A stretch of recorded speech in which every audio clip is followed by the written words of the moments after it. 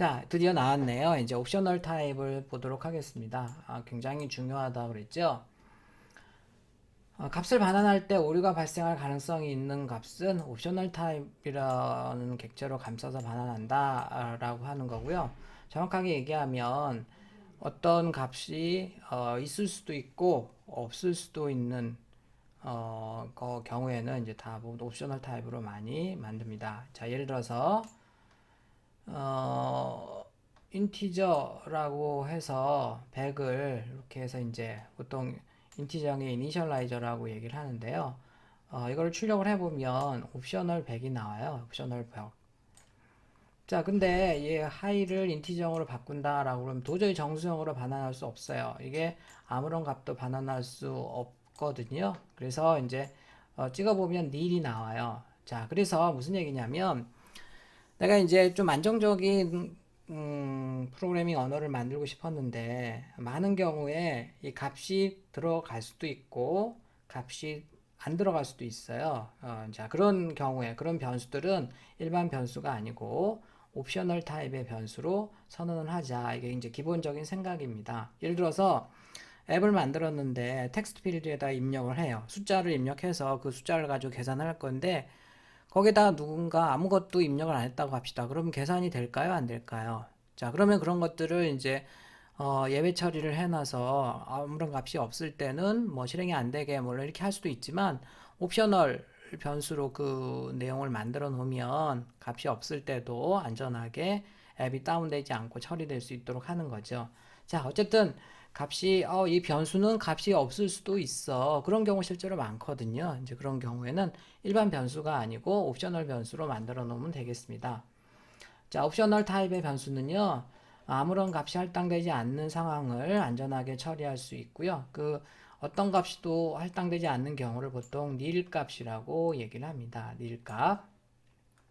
옵셔널 변수를 만들려면 간단해요. 자, 이렇게 해서 여기까지만 쓰면 이 인덱스라는 이 변수는 인티저형이죠. 그래서 숫자 이런 거 일반적으로 저장할 수 있는데 이렇게 물음표를 써주게 되면 이제 인덱스는 일반 변수가 아니고 옵셔널 인티저형 변수가 돼요. 이건 무슨 얘기냐면 인티저 값이 들어갈 수도 있고 아니면 nil이 들어갈 수도 있어요. 거기 아무것도 없다 그러면 nil을 넣고요. 인티저 값을 정상적으로 넣을 수도 물론 있고요. 자, 예를 들어서 여기서 이제 x가 그냥 인티저형이 아니고 옵셔널 인티저형 변수 x를 지금 선언한 거거든요. 그래서 여기 x에다는 값을 안 넣을 수도 있어요. 그러면 자동으로 nil이 들어가 있고요. 이렇게 값을 인티저형으로 넣을 수도 있습니다. 자, 그런데 10을 이제 x에다 넣었는데 그 값을 출력을 해보면 신기하게도 그냥 10이 나오는 게 아니고 이 옵셔널 괄호 열고 닫고 안에 이렇게 보호가 된 10이 나오는 겁니다. 자, 이런 것들을 이제 감싸졌다, 랩핑되었다고 얘기해요. 랩핑되었다. 그래서 그냥 10은 가지고 놀 수가 있지만 옵셔널 10은 가지고 놀 수가 없어요. 연산할 수도 없고요. 이렇게 감싸져 있거든요. 내가 원하는 건 10인데 옵셔널 괄호 열고 닫고를 없애버려야 되거든요. 자, 이렇게 랩핑되어 있는 옵셔널 변수를 프로 헤쳐서 그냥 이렇게 옵셔널을 없애는 방법을 바로 언랩핑 한다고 합니다. 언랩핑 한다고 얘기하고요.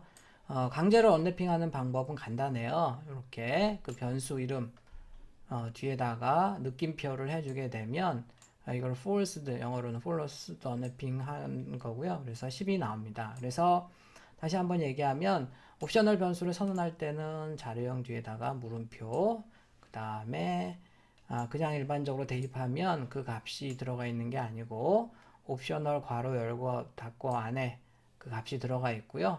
얘는 전혀 사용할 수가 없습니다. 얘를 이제 풀어서 사용해야 할 때는 그 변수 앞 뒤에다가 느낌표를 해주게 되면 false unwrapping 돼가지고 그 안에 들어가 있는 값이 나온다라고 생각을 하면 되겠습니다.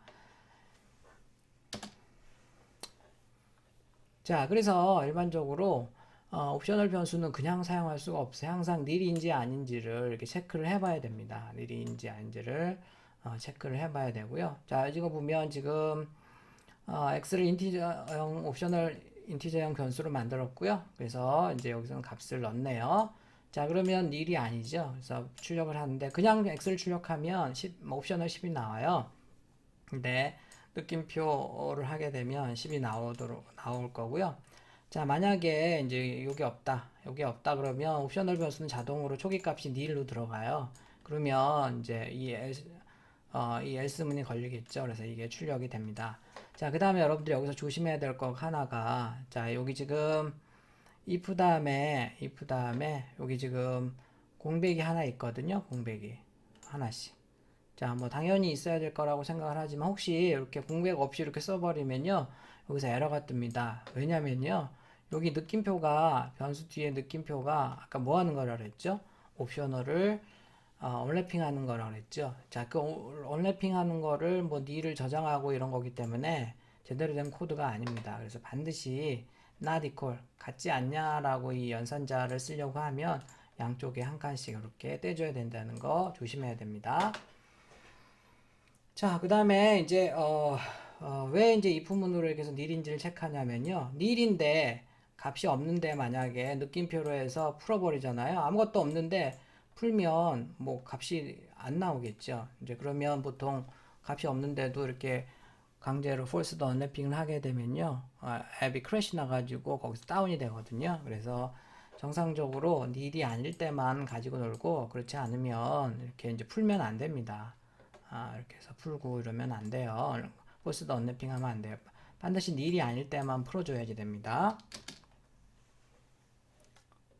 자, 그 다음에 이제 그 방법도 많이 쓰지만 이 두 번째 방법은 옵셔널 바인딩이라는 방법이에요. if let이나 if bar을 이용해서 이 옵셔널 변수를 이렇게 대입을 해요. 임시 상수에다 대입할 때는 let으로 하고요. 임시 변수에다 대입할 때는 bar로 해서 대입을 합니다. 자, 이렇게 하면 어떻게 되냐면요, 이 문장이 굉장히 웃겨요.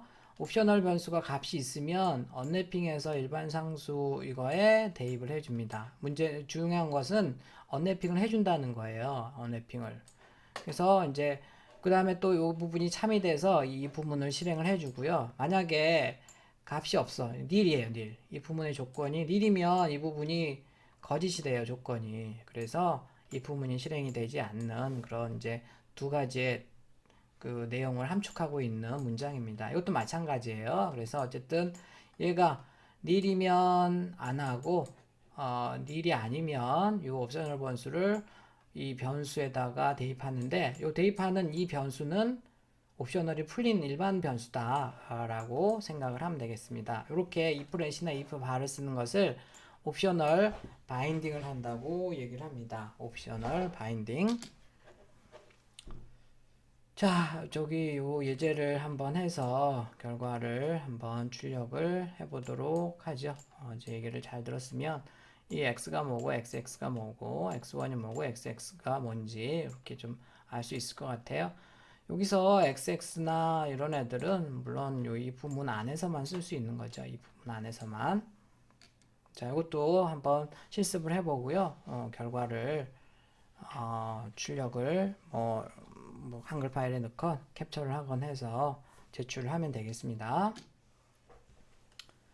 자, 여러 옵셔널을 언래핑하는 것을 보면요, 예를 들어서 두 개의 변수가 있어요. 자, 그 다음에 여기 둘 다 이제 값을 nil 값이 아니고 이때까지는 nil이겠는데 여기 이제 값을 cat 도구로 넣어놨네요.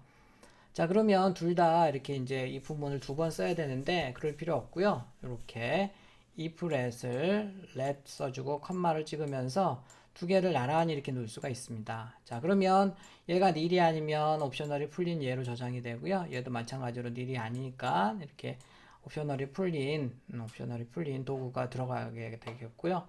이렇게 해서 두 개를 출력해 보면 캣과 도구가 나오겠습니다.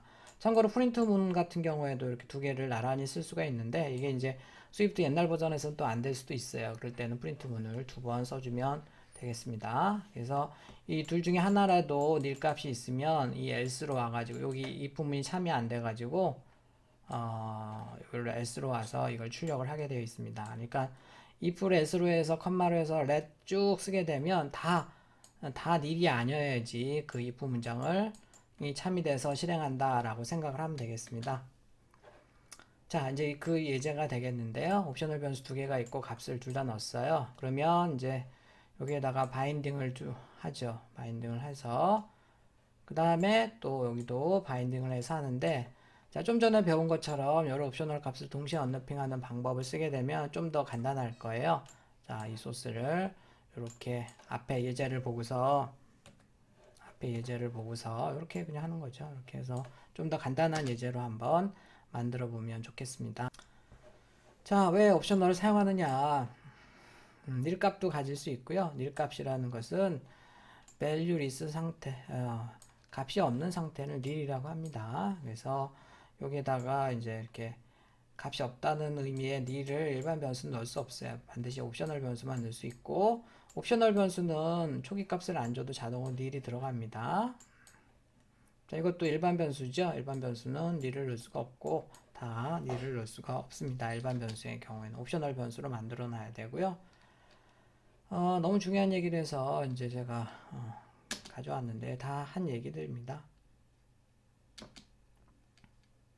옵셔널 바인딩에 대한 얘기고요. 옵셔널 바인딩에 대한 얘기고